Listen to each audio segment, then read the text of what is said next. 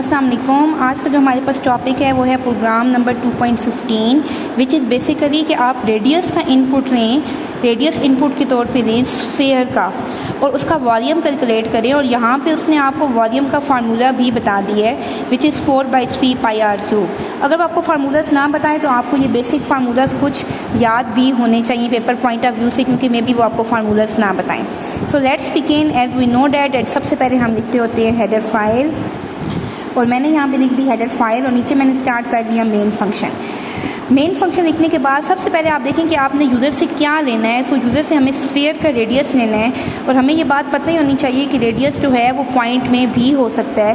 Date wise मैं यहाँ पे डेटा टाइप ले लूँगी फ्लोट, और फ्लोट के अंदर मैं यहाँ पे जो वेरिएबल है उसका नाम क्या रख लूँगी, रेडियस, अपनी हेल्प के लिए, क्योंकि वेरिएबल नेम मीनिंगफुल होना चाहिए। सो मैंने रेडियस रख लिया।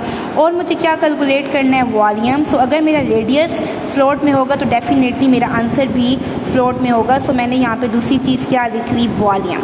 अब मुझे वॉल्यूम को कैलकुलेट करना है, लेकिन सबसे पहले मुझे यूज़र से रेडियस पूछना है। सो मैं यूज़र को एक मैसेज शो करवा देती हूँ और उसमें मैं उसे कहती हूँ कि इंटर द रेडियस। क्या इंटर करें, यानी मुझे रेडियस इंटर करके दिखाएं। और मैंने इसको इन्वर्टेड कॉमर्स में बंद कर दिया, क्योंकि हमें पता है कि ये स्ट्रिंग है और स्ट्रिंग इन्वर्टेड कॉमर्स में बंद होती है।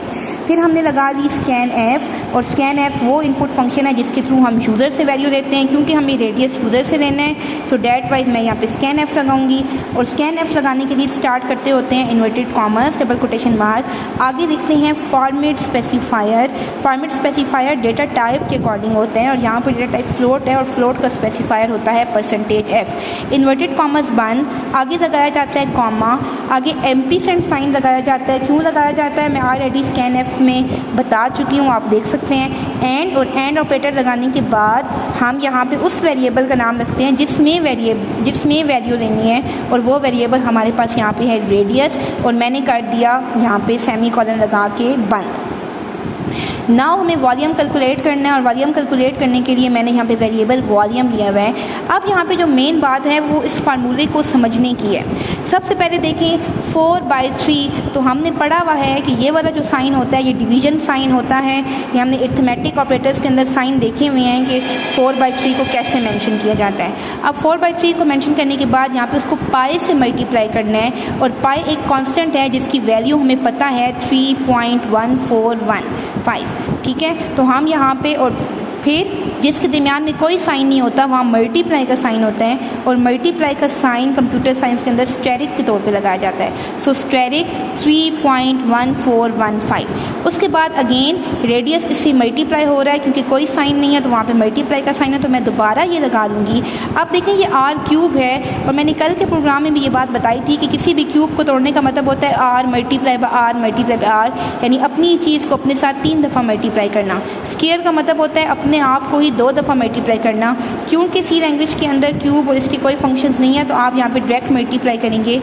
Multiply by radius, again multiply by radius, and again multiply by radius. अब इसके साथ आपके पास मैंने यहाँ पे रेडियस का वेरिएबल क्यों लिया, क्योंकि मैंने यहाँ पे ऊपर डिक्लेयर जो वेरिएबल किया हुआ था वो रेडियस के नाम से किया हुआ था।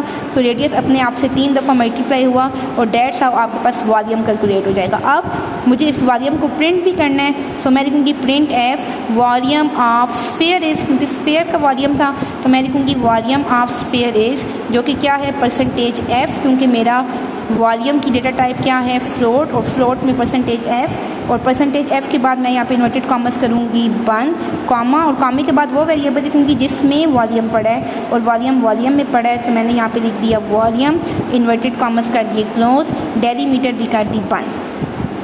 अब जब मेरी आउटपुट स्क्रीन होगी तो सबसे पहले उसको लिखा हुआ आएगा इंटर रेडियस। नीचे यूज़र कोई रेडियस इंटर करेगा, वो कैलकुलेट होगा, यानी 4 डिवाइड होगा 3 से, 3 मल्टीप्लाई होगा इस आंसर से, वो आंसर मल्टीप्लाई होगा रेडियस से, अगेन मल्टीप्लाई होगा रेडियस से, अगेन मल्टीप्लाई होगा रेडियस से, और एक वैल्यू जाके वॉल्यूम में स्टोर हो जाएगी, और फिर हमें नज़र आएगा वॉल्यूम ऑफ स्फीयर इज़, और एंड पे हमें वॉल्यूम डिस्प्ले हो जाएगा।